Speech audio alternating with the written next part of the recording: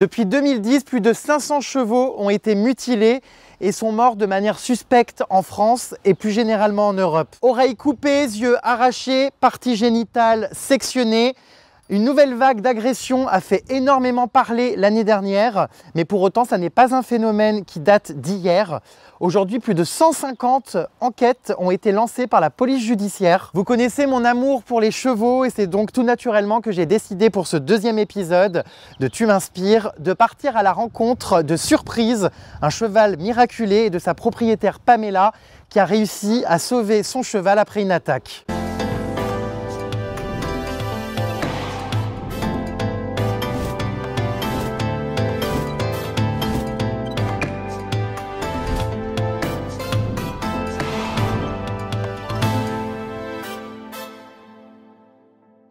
Bonjour! Salut Jérém! Enchanté! Enchanté, je te présente Surprise, mon petit warrior. Ah, c'est lui! Donc Surprise, tu vas nous raconter son histoire, qui a été victime de ces horribles massacres, hein, on peut le dire, de tout ce qui se passe depuis d'ailleurs longtemps, hein, parce qu'on en parle depuis 2020, mais ça fait un petit moment que ça existe. Moi, je suis trop content, franchement, de faire ce reportage, parce que forcément, j'adore les chevaux. Et c'est dingue, c'est des témoignages avec des parcours inspirants. On va en parler avec ton combat qui est inspirant et surtout qui est un combat tout à fait légitime avec tout ce qui s'est passé. Mais Surprise est aussi inspirant parce que il est fort, il a survécu à tout ça et puis on voit qu'il n'est pas malheureux du tout ici. En tout cas, il est trop gentil, il se laisse trop toucher et tout. Et c'est marrant parce que malgré ce qu'il a subi, il n'a pas peur de l'humain. Non, pas du tout. C'est l'oreille droite qui a été arrachée. C'est ça. On peut voir que franchement, tu vas nous raconter, mais ça a super bien cicatrisé. Ouais. Et c'est sûr que ça fait très très bizarre de voir un cheval avec plus qu'une oreille. D'ailleurs, c'est systématiquement apparemment dans ce genre d'attaque l'oreille droite. Très souvent. Ces attaques, c'est pas né d'aujourd'hui. C'était en quelle année? Donc c'était le 25 juillet 2016. Surprise était tout seul dans une prairie. Vers 13 h, on m'appelle pour dire il y a un problème à Surprise. Et comme en fait, il broutait, ils n'ont pas spécialement vu qu'il avait un problème. C'est là qu'on voit le pouvoir, l'instinct de survie qu'ils ont. C'est voilà, ok, je continue à manger. Il y avait vraiment un trou dans la tête. Moi, quand je suis arrivée, j'ai senti qu'il était en état de choc. D'accord. Parce que quand je le touchais, je sentais qu'il tremblait très légèrement, mais il fallait le connaître pour voir qu'il avait vraiment un souci. Niveau comportement, en tout cas, couper une oreille à un animal, on coupe pas dans du steak, quoi. C'est quand même, voilà, c'est quand même vivant, ça bouge. Il faut arriver à l'attraper aussi, parce que aussi gentil soit-il, lui, il se laisse super fort bien attraper, mais il se laisse pas faire, quoi. Aussi gentil soit-il, à un moment donné, il faut quand même arriver. Il faut avoir les couilles, quoi, de mettre un coup de hache dans la tête d'un poney. En fait, je ne savais pas trop ce que je voyais, parce que j'y croyais clairement pas. Ah non. Moi, je pensais même qu'il n'allait pas survivre. La première parole que j'ai dit au vétérinaire qui était présent, c'est « est-ce qu'il peut vivre comme ça ?» Parce que c'était tellement fort et tellement profond. La chair avait commencé à gonfler. Donc, oui, on avait des morceaux de chair qui gonflaient ici. On avait un peu de sang. Il n'a pas perdu énormément de sang, bizarrement. Mais bon, il avait quand même la tête en sang. Et voilà. Et un trou. Parce que ça, je me souviens du trou. Je pense que je pouvais mettre mon poing dans le trou de son oreille. Quoi? Un trou là, ici, à ce niveau? Oui, c'est ça. Tout l'organe, en fait, ils ont pris vraiment tout l'organe. C'est pas possible. Donc c'était vraiment net, comme ça, là, jusque là. Et la peau était arrachée encore sur une dizaine de centimètres, juste derrière. Et un trou, je pouvais franchement passer, il y a encore un peu le trou d'ailleurs, je pouvais passer mon poing. Mais il y avait quoi dans ce trou? On voyait les organes, les yeux, on voyait que la chair. Le chirurgien a quand même vu le crâne et a vu que le crâne avait été touché aussi. Est-ce que tu as tout de suite compris qu'il s'agissait d'une attaque? On ne comprend pas, et le premier truc, c'est peut-être une bête qui l'a attaqué, un chien ou quoi. Non. Voilà. C'est après, quand on se dit, ouais, mais c'est quelqu'un en fait qui a fait ça, pour être aussi précis, aussi net, aussi profond. juste impossible. J'aurais peut-être été moins choquée de quelqu'un qui l'aurait tué pour le manger. On était dans les débuts, je crois, de ce genre d'attaque. On était dans les débuts. Maintenant, il y a eu des cas, nous, en Belgique, déjà en 2011. Ah oui? Oui. Aussi avec une hache et 2 chevaux pur sang arabe dans le chanfrein qui ont survécu. Ils ont eu toute une reconstruction faciale, eux. Et après, je crois que cette année-là, il y en a bien eu 6. D'accord, toujours le même mode opératoire. Même pire, puisqu'on faisait une ablation d'oreille et des parties génitales. Il y en a qui ont... Voir les yeux ou une partie de la mâchoire. Ici en Belgique? Ici en Belgique. Il y en a qui se sont fait arracher les parties génitales, les yeux. Oui. Mais comment c'est possible? C'est pas... On a l'impression qu'à chaque fois qu'il y a des attaques, c'est quelque chose de très méthodique. Chirurgical. Chirurgical, c'est ça? C'est super net, quoi. Donc là, en fait, c'était vraiment droit. Comme ça, on suppose que la peau s'est arrachée derrière quand ils ont tenu l'oreille et que lui s'est certainement débattu, pour le coup. Oh là là. Parce que pourquoi est-ce qu'il est encore vivant? Enfin, bon, ça, c'est encore le mystère absolu de pourquoi lui, il est toujours là et pas les autres. Et bien sûr, l'oreille n'était plus là. On a cherché l'oreille. Hein. On l'a cherché quand même. On a fait tout le tour de la prairie. On a regardé. Il n'y avait pas spécialement beaucoup de traces de sang.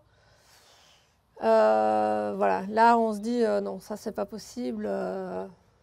Ça a été emporté, quoi. On suppose que ça s'est passé la nuit. Du coup, quand on retrouve son cheval comme ça, en plus, ça faisait pas longtemps que tu l'avais. C'est ça. En fait, on l'avait acheté au mois de mars. Oui. Pour mes filles, en fait. Expliquer à ma fille de 3 ans surprise, elle a perdu une oreille. Très innocemment, elle a dit on va lui recoller. Mais voilà, on lui a dit non, on ne l'a pas retrouvé, il n'a plus d'oreille, il faut vraiment faire très doucement, parce qu'on ne savait pas comment est-ce qu'il allait réagir encore avec l'humain. Mais bon, tout s'est très très bien passé. C'était très mignon même de revoir ma fille, la plus petite, donc celle de 3 ans, avec lui. Ouais. Le lendemain, il la resuivait encore. On pouvait aller le marcher et il était tout juste sorti d'opération, limite 24 heures après opération, et il la suivait partout. C'était très, très, très mignon. Oui, bon, voilà. Il baille? Oui. On l'endort? C'est le gag. Ça va? C'est bon? T'as fini? Il a toujours été câlin comme ça ou depuis cet accident, ça vous a encore plus rapproché? Vous sentez qu'il vous est reconnaissant et qu'il a compris que vous aviez pris soin de lui? Il a toujours été super gentil, vraiment. Ça a toujours été le petit poney en or, comme ça. Mais depuis l'accident, c'est vrai que, voilà, pour moi, il est à 200% reconnaissant. Et tous les jours, il nous remercie à sa manière de l'avoir soigné comme ça et de pouvoir lui permettre une vie de cheval. Est-ce qu'il y a eu un dépôt de plainte? En fait, le jour même, quand on était toujours dans la prairie, avant de le transporter à la clinique, on a téléphoné à la police, mais ils ne se déplaçaient pas. Quoi? Donc, ils m'ont dit, il faut venir déposer une plainte le lendemain matin. Ils ne sont pas venus? Ils ne sont pas venus constater sur les lieux. Mais pourquoi? Parce qu'ils ne se déplacent pas pour ça. Pardon? Voilà. Mais au téléphone, on leur dit, voilà, mon cheval vient d'être attaqué, on lui arrache une oreille, il n'y a personne qui se déplace? Non. J'ai vu des pompiers se déplacer pour des chats coincés en haut d'un arbre. Dans les arbres, oui, voilà, non, mais ça. Tant mieux, hein, mais je veux dire, on ne se déplace pas pour un cheval qui vient d'être attaqué, à qui on a arraché une oreille. On ne se déplace pas. J'ai été déposer plainte et la dame, elle a dit, c'est horrible ce qui s'est passé, mais on ne sait rien faire. Comment ça? Il n'y a rien qui sera fait. Comment ça, il n'y a rien qui sera fait? Pas d'enquête, on n'arrivera pas à retrouver la personne qui a fait. Non mais c'est-à-dire, attendez, là, on peut ne pas retrouver parce que c'est compliqué, mais de là à ne pas lancer d'enquête, il n'y a pas eu d'enquête pour cette attaque? J'en ai pas connaissance. Personne n'est venu ici pour prendre des empreintes? Ah non, mais non, on n'est pas dans les experts.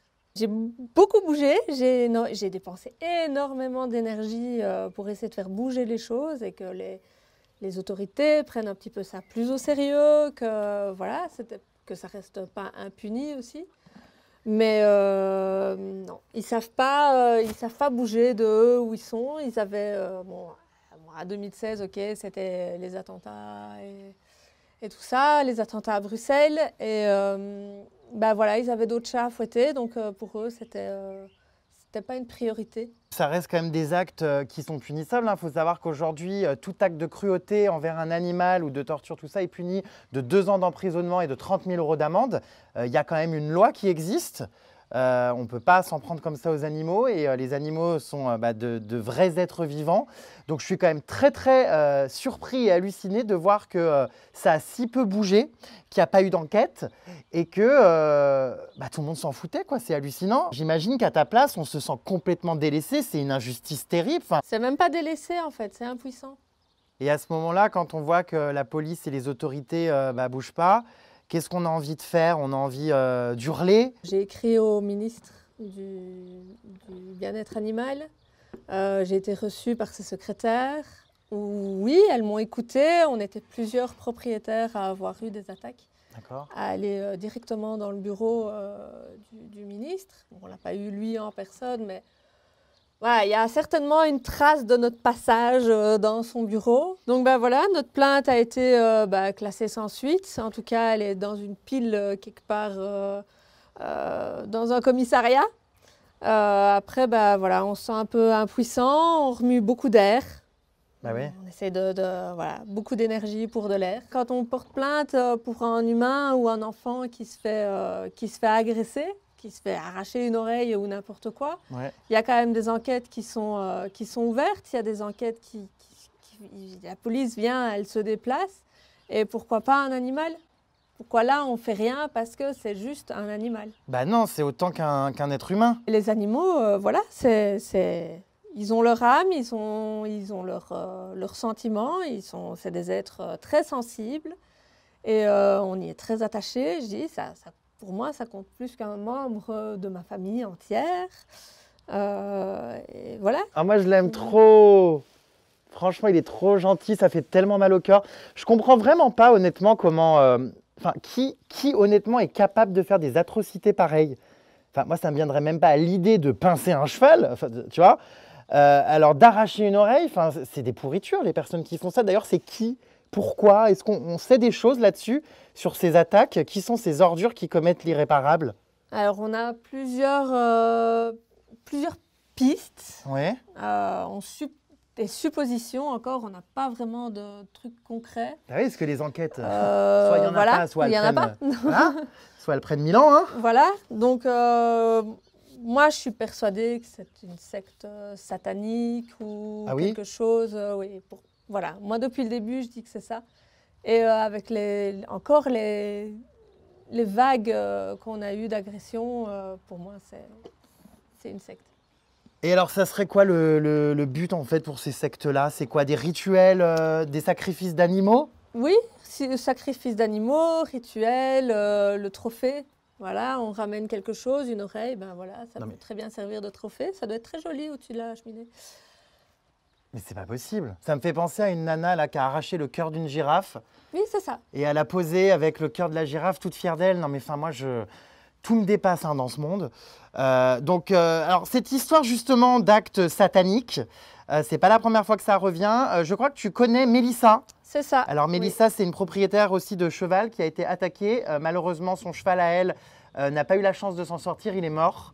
Je voudrais qu'on l'appelle là rapidement, vous connaissez. Elle va nous raconter, parce qu'elle a carrément reçu justement des courriers qui vont s'afficher à l'écran, je vais vous les mettre, qui privilégient totalement la piste effectivement du satanisme. Elle a reçu plein de courriers très étranges, on va lui téléphoner, vous connaissez hein? Oui, c'est ça. Allô? Oui, bonjour Mélissa. Oui, bonjour. C'est Jérém, ça va? Bah ouais, ça va et toi? Bah écoute, ça va, je suis avec Pamela, là on était en train de parler justement des attaques sataniques. Toi, tu fais partie des propriétaires justement qui ont un cheval qui malheureusement est mort. Oui, c'est ça. Et tu as reçu des courriers, c'est ça, après... Exactement. Excusez-moi, il m'a fait sursauter. Tu as reçu donc des courriers que je vais faire, il pète maintenant. Ça va, hein oui, désolé, il pète, il hennit, enfin bon, bref. Hein il y en a qui ont la belle vie. Et donc, ces courriers, en fait, que je vais montrer à l'écran, C'est des courriers très étranges. Comment ça s'est passé? Vous avez reçu en fait, vous n'êtes pas la seule, je crois qu'il y a d'autres propriétaires, des courriers comme ça un peu bizarres juste après les attaques de chevaux? Ouais, c'est ça. En fait, on est plusieurs propriétaires à avoir reçu exactement les mêmes documents. Ça, par contre, je tiens à préciser. C'est toujours les mêmes documents, toujours la même écriture sur l'enveloppe. Au départ, il y a juste eu le propriétaire de la pension qui l'a reçu. Donc, peu de temps après la mort des 2 juments. Et 6 mois après, Non, mais il est en rébellion. ils sont contents. Non, je pense qu'il est en rébellion vu qu'on parle de tout ça. Si ça se trouve, il passe son coup de gueule. Donc, en fait, c'est des courriers quoi? C'était des courriers avec des collages, il y a des trucs bizarres dessus. Ouais, c'est ça. En fait, c'est des photocopies. Ils ont mis plein de petits paragraphes après ajoutés à la main. Et ça parle de E.T., le diable, c'est un peu du cafouillage, je comprends pas trop non plus. Ça fait un peu secte, quoi. Ouais, bah c'est ça en fait, ouais, tout à fait. Nous, on a reçu 4 ou 5 courriers après les attaques. Donc voilà, il y a des gens qui reçoivent, après les attaques, ça n'est pas ton cas, j'imagine, des courriers. Et là, effectivement, on comprend que c'est des rituels ou que c'est quelque chose lié à une secte. À l'époque, j'avais fait pas mal de recherches sur les rituels sataniques, etc. J'ai des amis qui sont assez calés en informatique et qui m'avaient dit, écoute, si tu veux vraiment aller sur le darknet, limite, prends qu'un ordinateur que pour faire ça, quoi. D'accord. Et après, tu le jettes. Il y a tellement de tarés là-dessus. Ah oui. C'est dangereux. Ah bon? Moi, je pense que tous ces gens-là, parce qu'ils doivent communiquer entre eux, et la Belgique, elle est grande, mais pour avoir plusieurs attaques le même jour sur des lieux différents, il y a eu une attaque où il y a eu un cheval en pleine journée et l'autre, c'était la nuit. Et donc, pour faire le trajet d'un point A à un point B de là où ça a été fait, il faut vraiment rouler vite, quoi. Ils ont un réseau, ils communiquent, je pense, par le darknet, parce que c'est quelque chose de tellement vaste, le darknet. Ce serait une piste à explorer, la piste du trafic, comme ça. Trafic de quoi? Trafic d'organes? Trafic d'organes ou de sang? De Je sang? penserais sur le sang. Mais pourquoi faire? Parce que le sang, le sang de cheval est très riche et peut être... on peut le prendre pour faire des médicaments, des vaccins aussi. Ah bon? À un moment donné, il y a eu la piste du vaccin pour le corona. Ah bon? Oui. Vous deviez avoir peur au quotidien? Du coup, ils dorment plus dehors. On a déménagé. Maintenant, j'ai mes chevaux chez moi. Oui, la nuit, je fais gaffe à ne pas les laisser, dehors. Ils ont les box. J'ai vu sur les box de ma chambre. Oui, c'est quand même une surveillance malgré tout. On a peur qu'il se repasse quelque chose. Voilà. Oui, ça, je vais dire, quand il y a eu la vague des attaques l'année dernière, je me réveillais la nuit pour voir si tout va bien. C'est un stress, c'est un gros stress en plus. En tout cas, c'est vraiment terrible, hein, tout ça. Et puis, je suis contente d'avoir rencontré Surprise. Avec plaisir. Notre rescapé. C'est ça, le warrior. C'est peut-être même le seul cheval, poney, rescapé de toutes ces attaques. En tout cas, à ma connaissance, avec une ablation. Ouais. C'est le seul que je connaisse qui a survécu à ce genre d'attaque.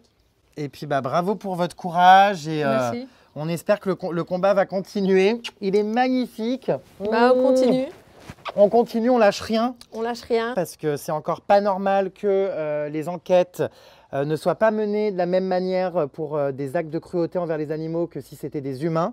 Un animal est autant important qu'un humain. En tout cas, c'est un être vivant avec de la sensibilité, des émotions et des sensations. Enfin voilà. Donc, merci d'avoir apporté ton témoignage pour mon concept Tu m'inspires. Parce que c'est des gens comme toi qui aiment les animaux et qui se battent pour ce qu'on leur fait subir, qui sont inspirants. Et en plus, t'as plein d'animaux, toi. Oui, j'ai encore ma jument et son poulain qui a 1 semaine. On va aller les voir. Je vais aller te le présenter. Oh là là, trop bien. Les poulains, c'est incroyable. Et en plus, c'est très rare d'en approcher. Oui. Ouh. C'est incroyable, le petit poulain. C'est dingue. Hop. Et donc ça, c'est quoi? C'est une autre jument qui vient d'accoucher de cette adorable petite pouliche. Voilà, ça c'est ma jument. Oh là Et, là. Avec sa pouliche qui a une semaine. C'est magique, elle est adorable. Donc toi, c'est vraiment une passion, quoi, les chevaux. Oui. C'est une passion depuis que je suis toute petite. Ouais. Et donc, c'est un peu ma vie. Elle est vraiment trop mignonne, cette petite. Oh. Puis c'est très très rare d'approcher si peu comme ça des bébés. Trop trop belle. Ma vie, c'est mes chevaux. C'est les chevaux en général. Ouais. Et on continuera à se battre pour que tout ça cesse et qu'on soit un peu plus écoutés aussi. Bah, c'est un combat très noble en tout cas. Et puis, plein de courage pour la suite. Et puis, merci pour ce super témoignage. Avec plaisir. Et on te souhaite plein de bonheur, entouré des animaux qui parfois sont bien plus purs que certains humains pourris. Oui, C'est tout vrai ? à fait. Tout à fait. Merci pour toi. tout. Merci à toi pour cette rencontre.